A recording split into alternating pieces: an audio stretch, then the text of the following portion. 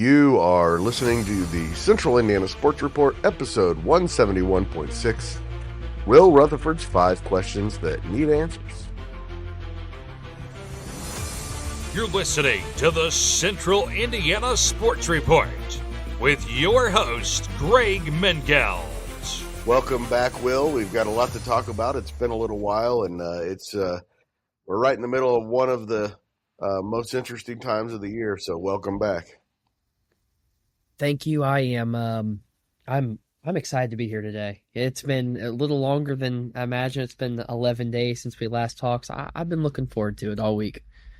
Well, we've had no NFL since we talked, but here we are. It's the week of the Super Bowl, and the question we've been asking for half a year now comes down to one game, and it's who is most likely to win the Super Bowl, Will, the Kansas City Chiefs or the Philadelphia Eagles? I'm going to say the Chiefs. Until they can, I win against and said the Bills last week, or 2 weeks ago. Excuse me. You've been the going against them all round. year, Will. I have, and I'm not going to this week. Until they're beaten, they are the team. Yeah, the combination of Andy Reid, he is so good. His coaching staff is so good, and Patrick Mahomes just makes the right plays, and it's hard to imagine as good as the Eagles are. And again, I've been touting the Eagles since about halfway through the season when I noticed that their rookie defensive backs were learning and getting better. I've kind of been on the Eagles to win the NFC, but I felt the entire year that it wasn't quite like 2005, the year that the Colts and Bears played in the Super Bowl, where every team in the AFC, no matter who won it, was going to win the Super Bowl. That's how much better than the AFC was than the NFC. That's not quite the case this year, but at least the best 3 teams in the league were in the NFC or in the AFC. Yeah. That said, the Eagles are a dangerous team and can win this game. I absolutely think the Eagles can win this game. In fact, if I was to give a percentage, I would say that I might lean the Eagles, but in my heart, I know the Chiefs are going to win. I think the Eagles really. What they do. I think the Eagles. Here's what I'm going to say: the only way the Eagles are winning this game is if they win by 2 scores. They have to win. If it's a 1-score game, the Chiefs are winning this football game. That's kind of the only way I see it. The Eagles are either going to have to run away with it, or the Chiefs are going to ultimately win. Yeah, it's like when Tom Brady and the Patriots. If it was a close game at the end, you just kind of assume the Chiefs were going to, or the Patriots were going to win it, and that's where we are with the Chiefs now. The Chiefs have some red flags that the Eagles can exploit. I think that They've had them all year, though. The offensive line, I think the offensive line right now with Tooney being out at tackle and them having to bring in a replacement, I think I would almost say they're weaker at 2 positions. I mean, obviously they were having a lot of issues bringing tackles in and out of the lineup. But I think that, their interior replacement's going to be playing against Davis and Jalen Carter, and I think that's going to present some issues. I don't know where. I think the Chiefs are going to have to play an RPO kind of quick pass game, especially to that side of the field. I think if they're to the boundary, if that side of the field is to the boundary, I think it's going to be a little easier for the Chiefs, just because you can roll Mahomes to the right and give him an entire field. But I would imagine that the game plan is going to be revolved around not letting the Eagles' defensive line wreck the game. They're going to call plays. The play design is going to be to not let that offensive line get exploited. Question number 2, Will, is also Super Bowl related. Who is someone not a quarterback and not Saquon Barkley who can win the Super Bowl MVP and make a difference in this game in your mind? Or you can make it a defensive lineman who might not win MVP, but will make the biggest impact in the game. One for each team. I think the dark horse for the Eagles to win the MVP is Zach Bond. the linebacker. I think he has the opportunity to. I think the last time a linebacker won it was maybe Bobby Wagner or No, Smith. Irving No, from Smith from the Seahawks. Smith from the Seahawks. That was the Yeah. last linebacker to win it. Yep. I think Bond has the chance to do that. Now it's going to be dependent on, he's going to have an interception, a forced fumble, maybe a touchdown, a sack. He's going to have to do everything. But I think that's somebody that is kind of maybe flying under the radar that you wouldn't He's say. been a guy who's been MVP level on their team for a few weeks now. I mean, it's one of those where it'd be easy to sit here and say, well, A.J. Brown or Devontae Smith could win it. I mean, that they can. If either one of them have an excellent game, they can absolutely win the MVP. But I think that Bond, for me, would be the Eagles kind of flying under the radar, somebody that definitely could win it if he has a great defensive performance. By the way, Von Miller, you might have considered a linebacker. I don't know. I consider him more defensive end. I would say he's more of a 5-tech. He's more of a 5-tech, I would say. But, I mean, if you want to consider him an outside linebacker, I guess you could say that. I would also say for the Chiefs, on the flip side of that, to me, their MVP, I guess I would say Xavier Worthy. I mean, if he's somebody that has a really good game, they get him 8 to 10 touches, and he's got 100 total yards and a couple touchdowns. He's definitely somebody that just speed-wise and flash-wise can win it. Yeah, but if he has a game, it's probably going to be Patrick Mahomes. I would agree. He's gonna have to really, really. What about George Karlaftis?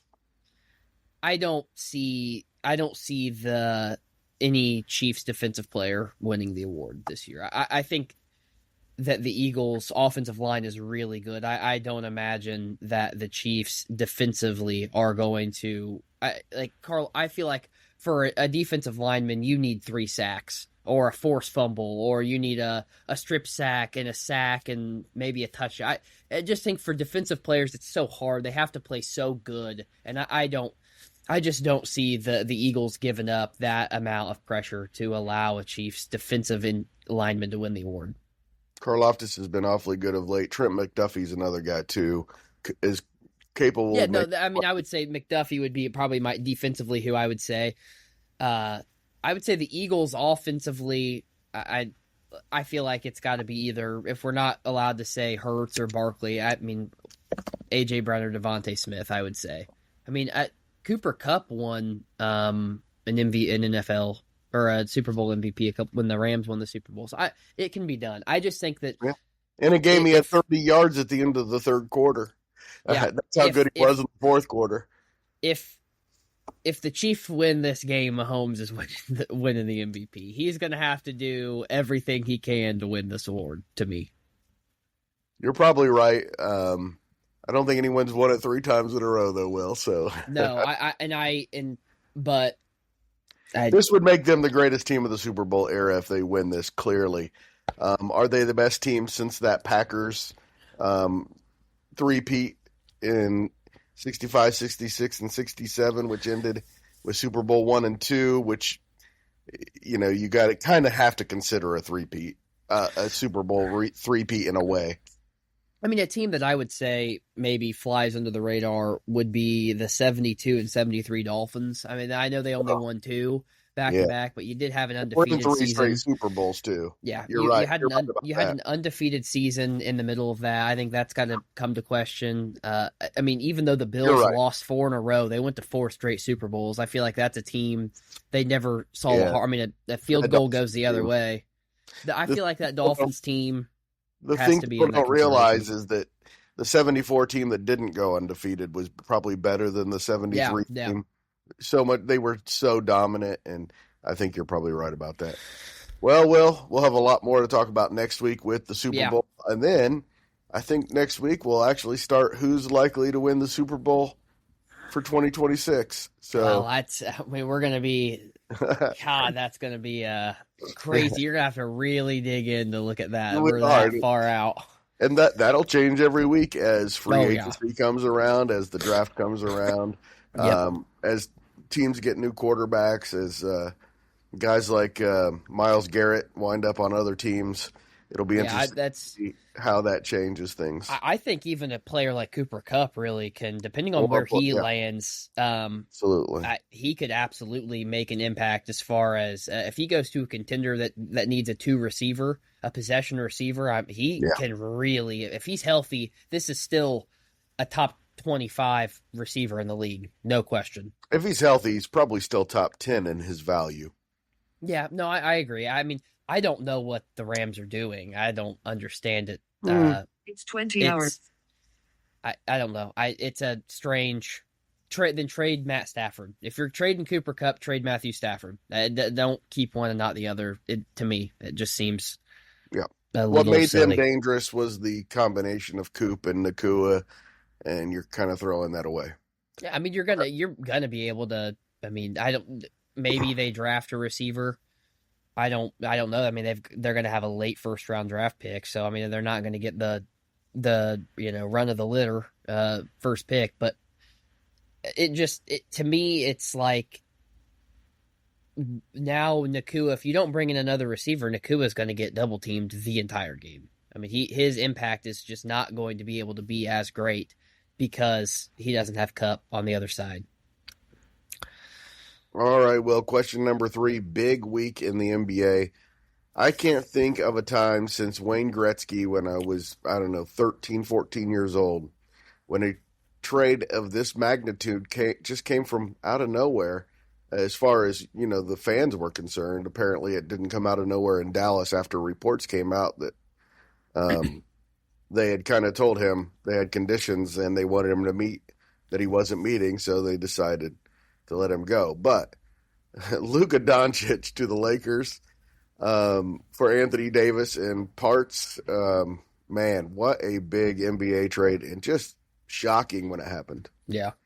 It was one of those, I saw it before I went to bed Saturday night, and it's just like, I didn't believe it at first. And then I kept seeing it, and I was just like, oh, this is, I've never seen anything like it in my lifetime. I've never seen something like this before. Yeah, it's crazy, and I understand where Dallas is coming from. You don't want to invest in somebody who you don't think has as bright a future as he might if he stayed in shape and then voiced a commitment back to them, which they hadn't heard. But for the Lakers, this makes them contenders right away, right? I think we're on up. I think it's the dumbest decision I've ever seen in my life. We've talked about this a few times. Really dumb decisions. The Mavericks. This was just an absolutely. They are going to live to regret this for probably the next 40 years of this franchise. This is the kind of decision that makes absolutely zero sense to me. I can't. I've tried to look the other way and think. It just dumbfounds me that they thought this was a good idea. The only thing I say is that the NBA is a build around one player league. It always has been. Sometimes that's 2 and 3 players, but there's always one at the center. And if you don't think he's committed to his future by staying in shape, and you don't think he's committed to you in the long term, I understand why you want to move on. But you're right. This is crazy. And again, makes the Lakers immediate contender. Yeah, I mean, you trade him to the Eastern Conference, sure, okay, I can understand it. You're going to have to play the Lakers. If you want to get to the finals, you're going to have to play Luka and the Lakers. I mean, he's now in your way. And you traded, you surely didn't have an issue of his commitment last year when they took him to the finals. You sure didn't have a commitment when he almost took him to the finals in the bubble in 2020. This is a decision where the Mavericks front office made the decision that they're more important than Luka Doncic, and that they thought they can build a team otherwise. It was just ineptitude like I've never seen before in a front office in my life. Yeah, pretty bad. And I will say this, I can't stand the Lakers, but the league is better when LeBron James and the Lakers are good. So it doesn't break my heart to see it. Plus, they're still not anywhere near a championship team in my mind. maybe they will be eventually, but they did lose Anthony Davis. Let's not forget that they No, I lost mean, a player. and I guess if the Mavericks win a championship in the next 5 years, I don't see that now. you probably look back and you say, okay, maybe this was the right decision. I don't envision that happening. I don't know why you trade a 25-year-old superstar for a 32-year-old who has a massive injury history and never plays a full season and is unreliable. I think Anthony Davis is part of their future. I don't think that's. I think they've given up on this season, and they're going to turn Anthony Davis into what they hope is, like you said, building their own team, and turning those pieces into a championship. They've got some good pieces, but you're right. This completely takes Dallas out of champion. I don't think they were in championship contention then. I just don't think their roster is quite good enough.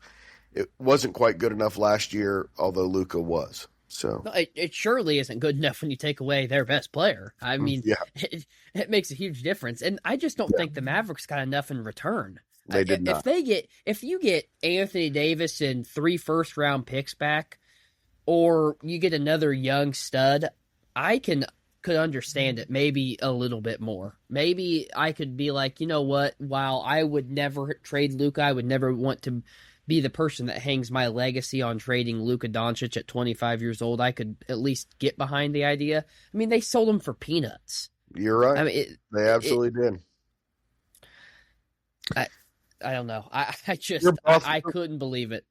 You're befuddled. I am befuddled. I really am. I just never in my lifetime thought that I'd see this come. It doesn't even fit the NBA. This is not an NBA type move. I mean, when players of Luka's caliber, they leave in free agency, they go sign, they build super teams. Like, that's how this works. Luka says, well, I don't really want to sign a supermax extension. I play out the rest of my contract in Dallas, and then I go sign with LA. Not, hey, let's ship him off right now.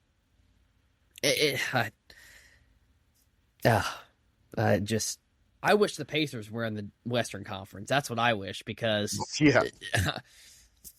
it does. It looks like the East definitely has the best teams in the NBA. All right, a couple other interesting trades. De'Aaron Fox to the Spurs. That could be a long-term interesting trade. Chris Middleton gets moved out of Milwaukee. Kyle Kuzma to Milwaukee. I'm not sure exactly what's going on there. But the big one, of course, would be Jimmy Butler to the Warriors. Is that a difference maker? No, I don't think the Warriors are winning the finals anyway. I mean, he makes them better. He makes them a lot better. It makes them tougher, that's for sure. Does he make? It definitely makes them tougher. I think that it makes them. I feel like they're maybe a tier above fringe contender. I wouldn't say they're the top 3, but they're definitely, if injuries hit right and Steph gets hot and Jimmy Butler plays really well, they're a team that I think could come out of the Western Conference. I think the Western Conference is wide open. I don't know if there's a team that I would have penciled in right now as saying, like, this team is running away from the rest of the pack. No. It's about 6 teams that could win the West. I saw the De'Aaron Fox trade. I think after that, the Pacers absolutely won their trade with Sacramento to get Tyrese Halliburton, because the Kings said we are putting our faith in De'Aaron Fox and we want him to lead this franchise. And then 3 years later, he's playing in San Antonio. So looking back, I'm so thankful and fortunate that the Pacers have Tyrese, and that's who Sacramento decided to trade for. Absolutely. As much as I love Sabonis, we win that one. In fact, he's won almost every one of his trades. It's been pretty amazing. Yeah, I mean, and Siakam looks incredible. He looks like a guy that I want the Pacers to lock up for the rest of his career. He's just a really good ball player. And with the old man skills that will translate to he does, yeah. When he's older. His game, his ability to play 15 feet, he's a deadly mid-range shooter. I mean, and that translates to, as the athleticism, as the speed kind of fades a little bit, that ability and skill to get to the 15-foot range and knock down shots is huge. I think his 3-point shooting's a little better with the Pacers, has improved. It just, I'm after seeing what everything transpired, I think you saw a bunch of Western Conference teams that are scrambling to get better to compete, and you saw a bunch of the top of the Eastern Conference say, we are committed. These are teams that we have built that we want and we think are great, and we're going to roll with them. All right, well, question number 5, and this one's just for you because I saw a rant from one of at least the great Cardinals of my lifetime, and Jim Edmonds, by the way, greatest defensive center fielder I've probably ever seen. Yeah. It's really close. He and Ken Griffey Jr. are the two best I ever saw. Was very disappointed in the franchise. It seems like it's a toxic atmosphere there. What's going on in St. Louis? I've thought about this ever since the comments came out. I feel like there's a couple ways I want to go about maybe having this kind of conversation. One, I do think the franchise is different. And I think the franchise is different because the cultural cornerstones that made the St. Louis Cardinals for the greater part of the last 20 years are no longer there. I mean, Yadier Molina was an absolute culture glue guy. Adam Wainwright was a culture glue guy. These were people that are an athlete so synonymous with the city of St. Louis that it's their very essence. I mean, you don't think of Yadier Molina anywhere else in the Cardinals. You don't think of Adam Wainwright anywhere else in the Cardinals.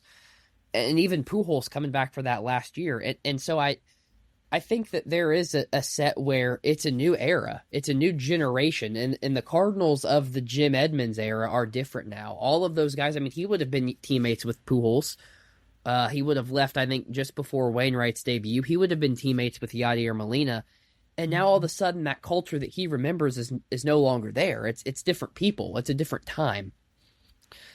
And I think that he's completely accurate in his analysis. Other people have come out and talked about the issues with the Cardinals, and we talked last Monday about the issues with the Cardinals. So I have to believe Jim Edmonds. If Jim Edmonds is saying it's a problem, then Jim Edmonds knows the St. Louis culture. He was a winner with the St. Louis Cardinals. He was on some of the best Cardinals teams ever assembled.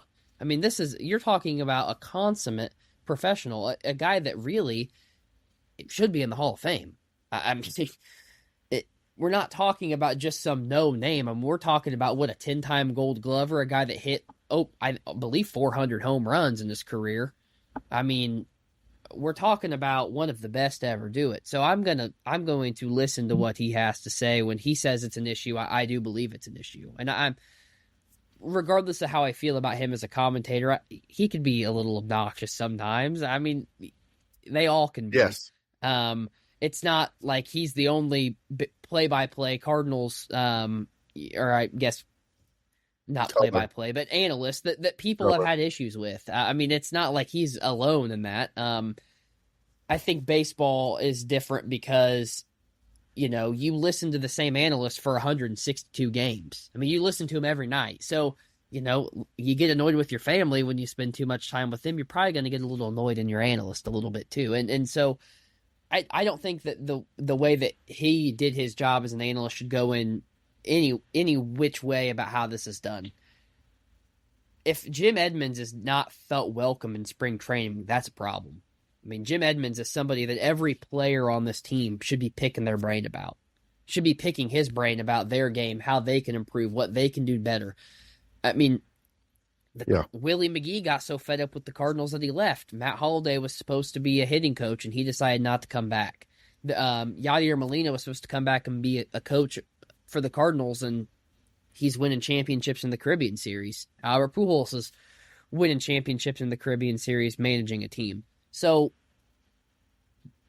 the common denominator is the Cardinals franchise. So you've got all these Cardinals legends that are supposed to be back and come back and give back to this organization. They don't want to anymore. So what does that tell? That should tell you everything. That should tell you that there is something systemically wrong with what's happening. And I think there's a clash baseball-wise, and I think you can attest to this probably as much as anyone can, just with your knowledge of the game. But, the game has become so analytical now. And a lot of these guys, I feel like there's an adage in baseball. There's just ball players. There's not an analytics guy. It's a feel game. We do this because this is how we think it should be done. We want to go to this pitcher in the seventh inning because we just think that he has got it tonight. The numbers, whatever, screw the numbers. We just think that his stuff is going to play tonight more than anything. And I think that is part of the issue too, is these organizations are moving so analytical, and you're bringing in economic Harvard Business School graduates and of the sort to come in and be uber nerds about the game and want to know your WOBA and your OPS plus. You think Jim Edmonds cares about OPS plus? Jim Edmonds cares about going and playing Roman center field, catching every fly ball that comes his way and going up and hitting moonshots. That's what Jim Edmonds is worried about. The numbers, they don't matter. So I think you're going to start seeing this more. This isn't just going to become a Cardinals problem. This is just the way the game's changing. One bonus question. Is it possible the Capitals are really this good? I keep saying that they're not, but they keep winning. I mean, Ovi comes back and they're playing even better. Yeah, I mean they might just be good. That division is kind of I don't want to say it's weak because it's never weak, but it's definitely going in a way that I didn't necessarily expect it to go, from the standpoint of I didn't think that Washington was going to be up by 9 points at this point in the season, and I surely didn't think that the Columbus Blue Jackets were going to be vying for a wild card spot. Didn't think that at all. So, I mean, You're talking about, you had the Rangers penciled in of being an excellent hockey team, and they're 26, 23-4. I mean, they're hovering at 56 points. It's not like they're out of it. But you had them as a potential President's Trophy winner. You had the Islanders penciled in as being somebody that was going to be top 3 in division. I think that Capitals just kind of got lost in translation a little bit, where nobody really thought, just because of the sheer fact that every other team was going to be so good, that the Capitals weren't really going to have an avenue to get there. That's clearly been wrong. I mean, they have a plus 56 goal differential. That is good for second best in the league. And I'm a Capitals fan. I'm a Capitals fan. I had no expectations coming into this season. I mean, you're talking about a team 35-11. I mean, that's getting the job done. By the way, Ovechkin had another goal tonight, so closing in on Wayne Gretzky. I mean, you're talking about a team. You're talking about a team in the Capitals. They have one player who's had a point per game pace, and that's Alexander Ovechkin, and he's only played 37 games. When does that happen? I mean, not when you win. Yeah. No, I mean, you're talking about a team goaltending wise. I mean, you had Logan Thompson. Now, I would like to say that I said at the beginning of the year when we had these conversations, Logan Thompson was a great goalie in Vegas. I mean, this was not some slouch at all. I mean, he only has 2 losses on the season.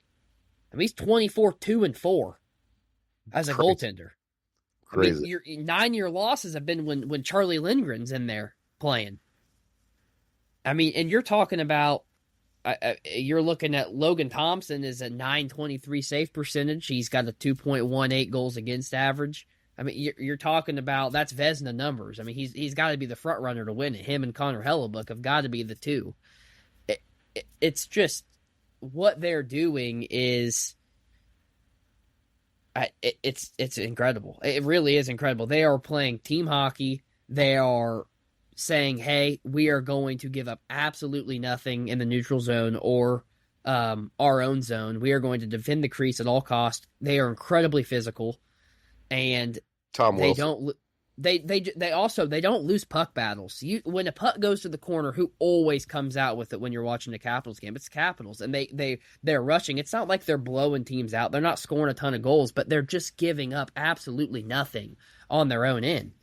They're playing playoff hockey. They've played playoff hockey the whole year, and Spencer Carberry wasn't somebody as a coach that they were. I feel like anybody had penciled in as like, hey, here's the next generational defensive coach. I mean, he took the job. I mean, you've obviously had Barry Trotz, who was a legend who won the cup there. I'm trying to think of I can't think of who their last coach was, but I mean, you just weren't expecting this from this team. They No, are, as a Capitals fan, you should be absolutely thrilled because this has been nothing but a surprise that they are this good. no doubt about it. Every time I look at the standings, I'm surprised. All right. Thank you so much for your time, Will.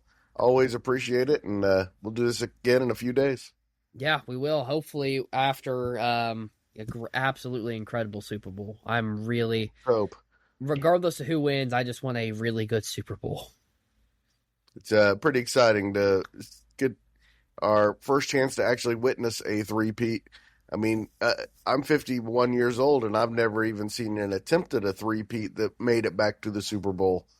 So this is pretty cool. Of course, the 49ers in the early 1990 had a chance, lost on the last seconds to the Giants Yeah, in the NFC Championship game. The Lawrence Taylor caused the fumble, of course, of Roger Craig. So this is pretty cool to get to yeah. witness history like Well, this. and you're also getting to see. I mean, Philly be the chance to beat them. I mean, everybody Yeah, wants to be the team that knocks off the dynasty, and who knows, maybe this.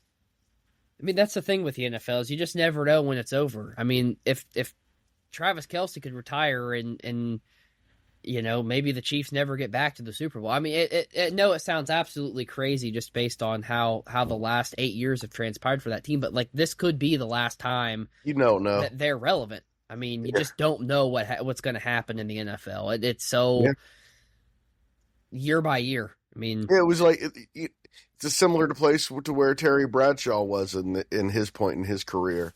yeah, He'd been to the Super Bowl 4 times in the previous 6 years, and then all of a sudden it was over. yeah, You don't know, and it's impossible to say sometimes. And yeah, we should always remember that even if look, you can hate the Chiefs all you want. I get it.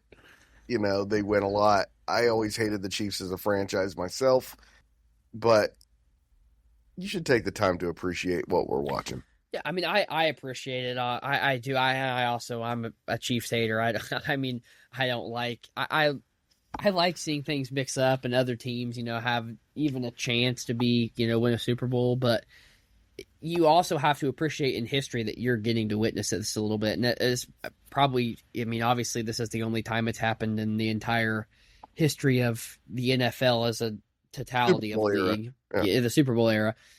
So it's really special. But I think back to, Joe Burrow went to the Super Bowl in his second year with the Bengals, and he hadn't even made the playoffs the last 3 years. I mean, it literally that if that doesn't just be like, well, we penciled Joe Burrow as this generational type quarterback, which he is, and he can't even get there. I mean, it Yeah. just, and that's why I think that's why it burns so much for like the Bills, a team that's been on the cusp of doing it for the last 5 years, and they just can't get over that hump. Well, I mean, maybe this is the last time they'll even be in the in the championship game. I doubt it, but you're No, right. and I doubt it, and you doubt that the Chiefs dynasty is going to end. But I mean, the Colts went 10-6 in Peyton Manning's last year, and then were 2-14 the next year, and drafting Andrew Luck and sending Peyton Manning packing. I mean, Yeah, a mistake in hindsight. But anyway, thank you so much, Will, for your time. Again, we'll do this in a couple days. yep. Thank you. I appreciate it. Thanks so much to Will for joining the Central Indiana Sports Report, and thank you for listening. Please go like, subscribe, or follow us, and tell a friend if you want to see the Central Indiana Sports Report continue to grow.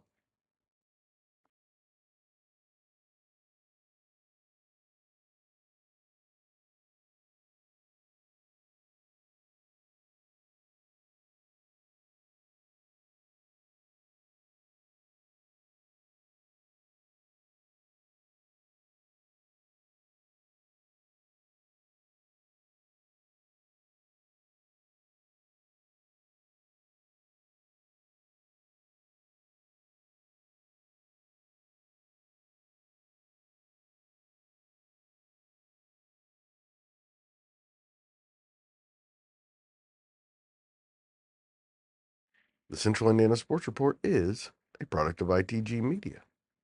And I love Susie.